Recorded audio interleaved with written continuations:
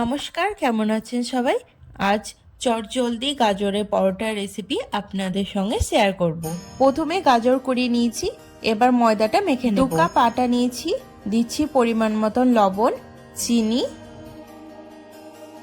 Half চামচ আমচুরের গুঁড়ো, তারই সাথে দিয়ে দিচ্ছি 1 চামচ জিরে গুঁড়ো আর 1 চামচ ধনে গুঁড়ো, 1 টিস্পুন জোয়ান হাতে ঘষে দিয়ে দিলাম। এবার সব শুকনো উপকরণ ময়দার সঙ্গে মিশিয়ে নিলাম।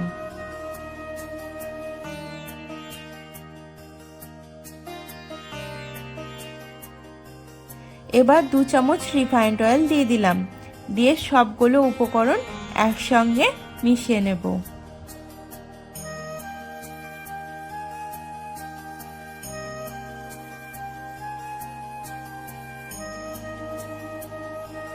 এবার দিলাম কুড়িয়ে রাখা গাজর, তারই সাথে 1 মুঠো ধনেপাতা কুচি। এবার একটু একটু জল দিয়ে ময়দাটা মেখে নেব।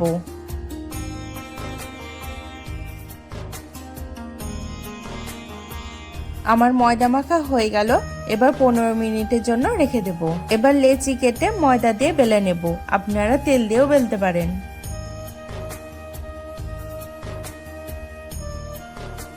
এবার আমি একটা একটা করে ভেজে নেব। দেখুন, বেশি মোটাও হয়নি, পাতলাও হয়নি।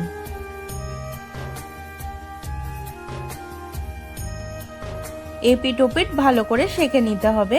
আমার গ্যাসের ফ্লেমটা কিন্তু খুব আস্তে দেওয়া আছে। পরোটার 2 দিকটাই ভালো মতো সেঁকা হয়ে গিয়েছে। এবার একটু একটু করে তেল দিব, ঘুরিয়ে ঘুরিয়ে চারিদিকটা ভালো মতো ভেজে নেব।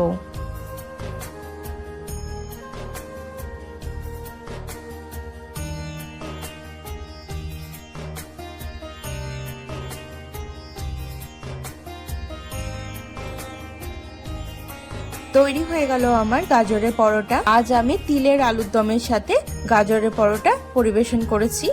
তিলে আলুর দমের রেসিপি আমি অলরেডি ফেসবুক আর ইউটিউবে আপলোড করে দিয়েছি। আজকের রেসিপিটি আপনাদের কেমন লাগলো অবশ্যই কমেন্টে জানাবেন। সাবস্ক্রাইব করে পাশে থাকবেন। ফেসবুক থেকে